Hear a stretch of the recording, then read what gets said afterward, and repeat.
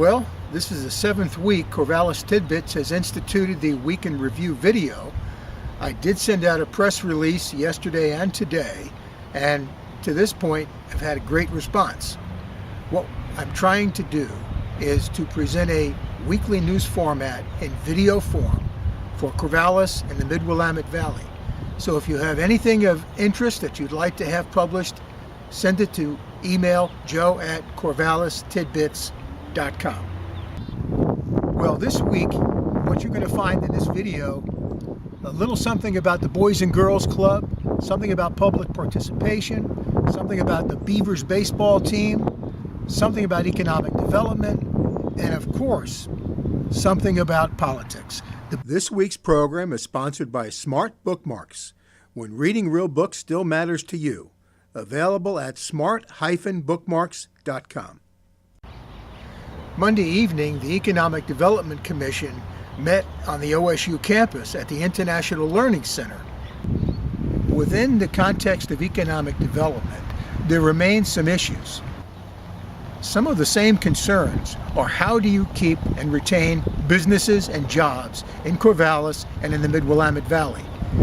One of the young people who has been an intern just got a job offer in Seattle. And the question was asked of her by Elizabeth French, the chair of the Economic Development Commission, why did you go? Well, it's kind of obvious. Although Corvallis is a great place, Seattle, we're not any competition to Seattle. That's the problem. Last night at the Corvallis City Council meeting, there were only a few people who testified during visitors' propositions about some of the homeless concerns in downtown Corvallis. It's a big difference from the number of people that shared concerns at the Downtown Corvallis Association meeting last week. Joan Wessel, executive director, was there, but she did not testify. A Mr. Ball, who's a downtown business owner, and another gentleman, Jeff, testified, the only two. And the morning of the Downtown Corvallis Association meeting, several dozen people expressed concerns. I'm not sure why this happened, but it is a difference. After the City Council meeting ended last night, there was a work session between the Corvallis City Council, the Planning Commission, and OSU about the campus master plan. One thing for certain, that meeting would have never taken place had it not been for the initiative by Corvallis City Councilor Penny York, Ward 1. So again, I thank you, Penny, for the initiative. And the balance to that was to fulfill the city's needs related to parking impacts. Matter of fact, there's language in there that talks about reducing parking impacts. And we know that parking is not less of a problem than it was 8 years ago. They should have been balanced, but it seems to me that only OSU benefited. Therefore, we need to, and my comments are really specially directed to our staff and to council and planning commissioners who may disagree. So we need to either remove OSU's development privilege and restore public hearings to all projects, or we need to create a parking mitigation plan for every project. Every project that affects parking, we need to require city approval with public hearings. We need to require that it replaces all parking that's removed. We need to make sure that it adds parking for any additional capacity in students or employees that's been added to the university or to the Corvallis campus, and add additional parking that helps chip away at that overflow parking that we have seen grow in the last 10 years. We need to work on the issues related to communication with neighbors and city residents. We need to detail and implement OSU's financial contribution to parking districts. Parking utilization. So there are several references in the document to 85 and 90% parking utilization. Seems like a great idea, but it's really the fatal flaw, I think, in the document as it relates to parking.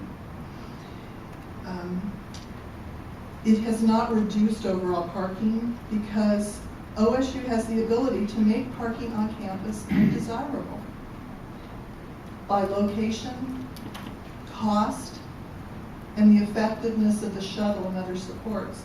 It's very possible for OSU to make sure that never is 85% reached by using our streets. We need to address this, either get rid of that and find other ways, or find a way to make it effective.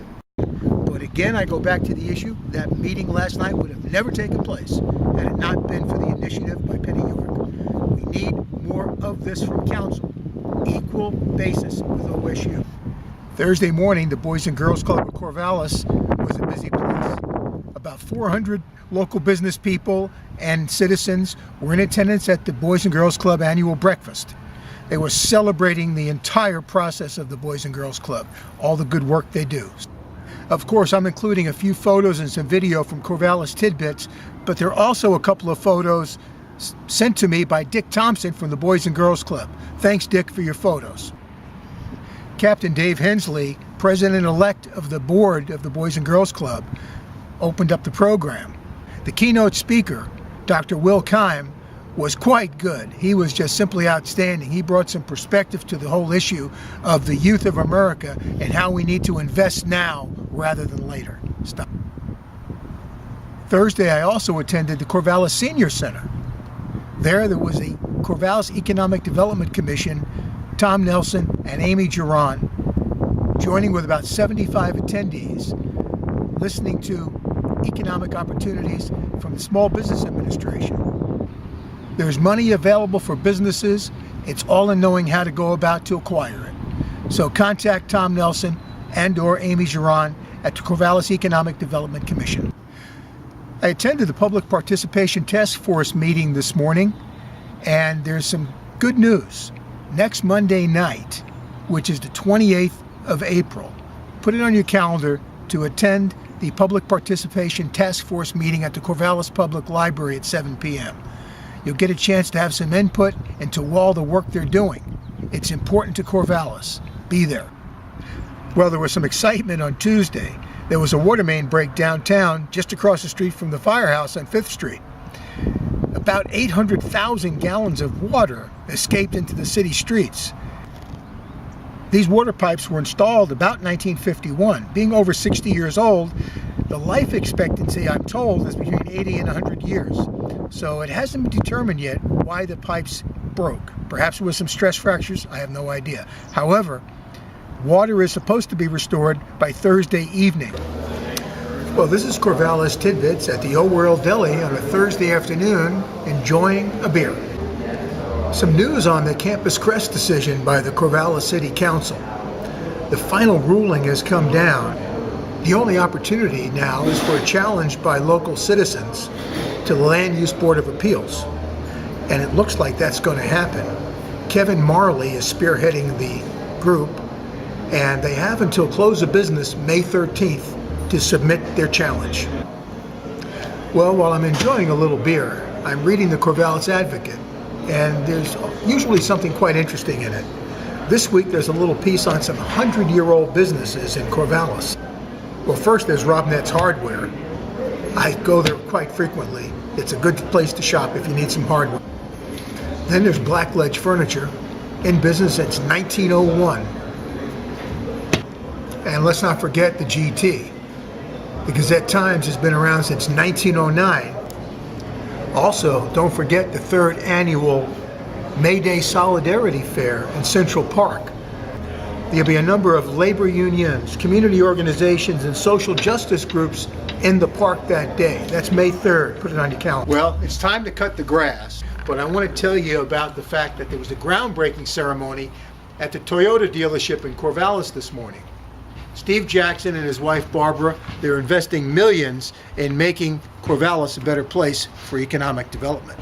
I was disappointed though this morning. There was no one there from economic development at the groundbreaking. Perhaps it was an oversight, but it's a big disappointment. In any case, Steve Jackson told me that he's going to increase the sales people from 10 to 20, and he's going to increase the technicians, auto mechanics, from 7 to 17. Good for economic development. Thursday evening, there was a bomb threat in the OSU campus. All of the residence halls were evacuated, and several police agencies were on hand, and there's not much known yet. The barometer covered it quite well, but Corvallis Police Department, Benton County Sheriff, Oregon State Police were all on hand. The OSU dormitories were searched for any suspicious packages, but none were found. The Beavers defeated the Ducks last night 3-1. Ben Wetzler is now the all-time leader in victories for Oregon State with 31. The Beavers host the Ducks again Saturday evening. Good luck to the Beavers. The Beavers are currently ranked number 5 in the country, and the Ducks are ranked number 19. Both have a great shot at making it to the College World Series, but it's still a long road to go. Thank you for watching. If you enjoyed this video, make sure you subscribe on YouTube, Twitter, or Instagram. This is Corvallis Tidbits.